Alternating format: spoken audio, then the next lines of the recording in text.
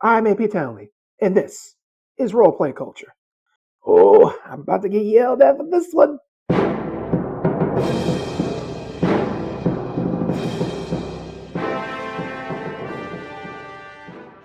What is your least favorite class in D&D 5e?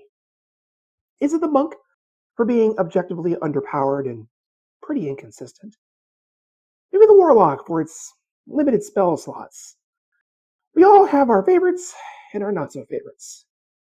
And my least favorite class is probably not going to be one that most would agree with.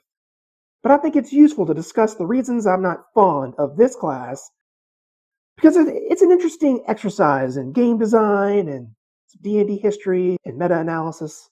So what is my least favorite class in 5th edition?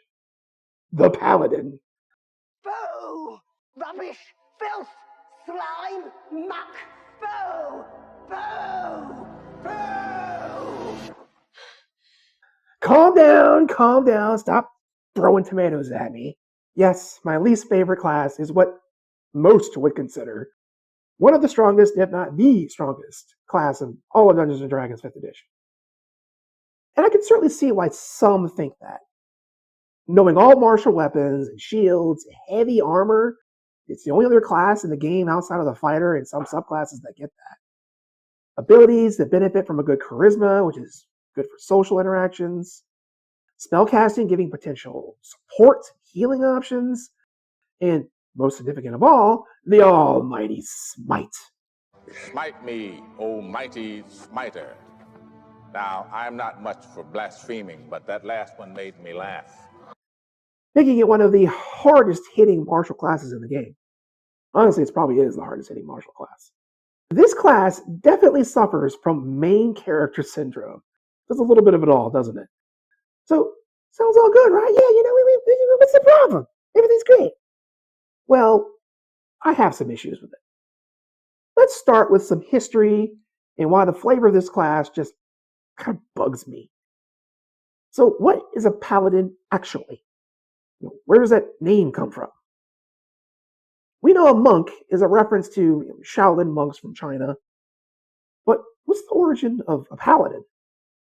They reference the paladins, or 12 peers. It's an old French word essentially meaning retainers, legendary knights that served the emperor of the Carolingian Empire, Charlemagne, in the 8th century. They rose to almost mythical status and played very similar roles to the Arthurian knights of the Round Table. It's a very romantic telling of chivalry, faith, and overall goodness. Just remember, truth is usually a lot dirtier than fantasy. Charlemagne was at times a brutal warmonger, and I imagine his soldiers weren't too different. My first interactions with the Paladin was in 3rd edition in D&D. The way they were designed seemed to be in line with their legend, as far as I can tell anyway. You had to be lawful good, which just locked out some multi-classing options. Doing things against your tenants would just flat out cause you to lose your powers until you atoned, which wasn't particularly easy. So taking Paladin for its power and then murder hoboing your way through everything wasn't going to happen with them. You could only smite a few times a day, and your spells were their own thing. Not that the class was without its problems. It was very front-loaded. You got a lot by 5th level. But this was balanced out by the restrictions on how the class could act and the fact that if you multi-classed out a Paladin, you couldn't go back to it. Now, let's fast forward to today with 5th edition.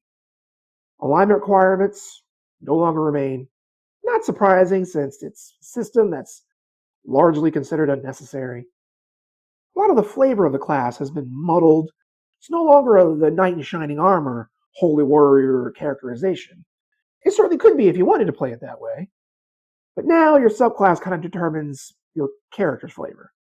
If you want to play an old school paladin, the Oath of Devotion is for you. But you could be a defender of nature with the Oath of the Ancients or seek retribution for some past wrong with the Oath of Vengeance. But are those paladins? I don't think so. It's now become more of a traditional title that's just expected in the game, but having lost its meaning. It's like having the title of chef when you've never prepared a meal in your life. What are you? An idiot sandwich. Now, maybe I'm just being a bit of a traditionalist, having cut my teeth in 3rd edition, where the term paladin was basically synonymous with the definition of a shining, goodly knight. But even the design of the 5th edition paladin, though potent, has its problems. We see the smite and spellcasting features now coupled together.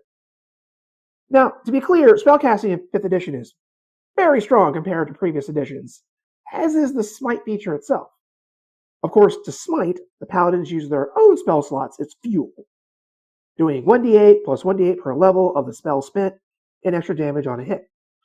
And even for a half-caster like the paladin, that's a potential for a lot of smiting. And don't get me started on how multiclassing can ramp that up. But to me, there is a basic design flaw here.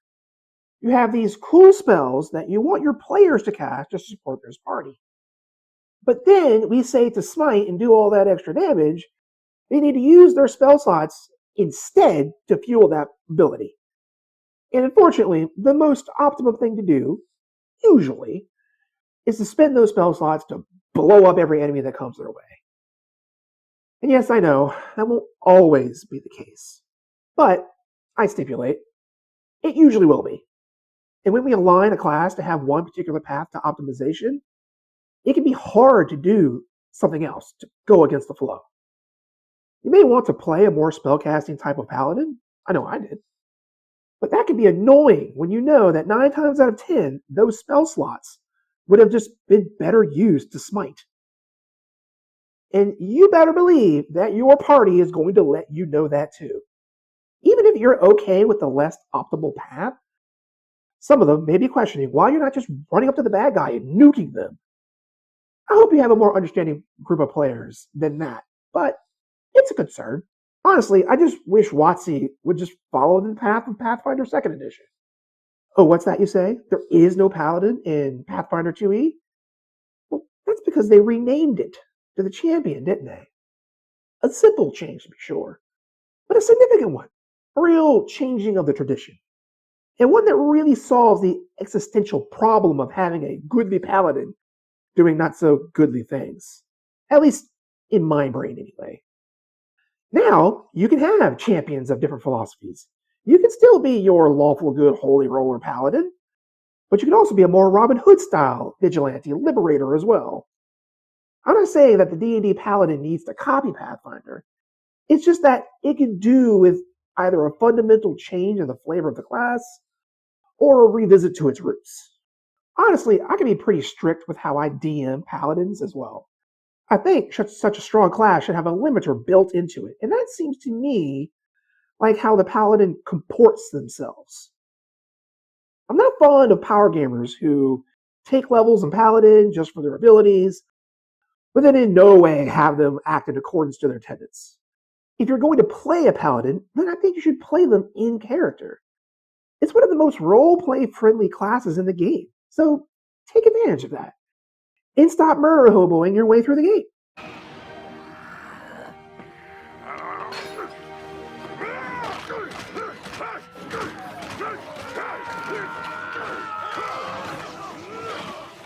I think this class is a good example of one that was powerful in game to play, isn't really all that fun to play, unless you really commit to the tenets of your subclass. At least, from my perspective anyway. But maybe I'm just too old school to appreciate it properly. Who knows? Maybe with a bit more time, I can let go of my preconceived notions and just enjoy such a strong class. But not hold my breath. Maybe one day I can do this. Leave them to me.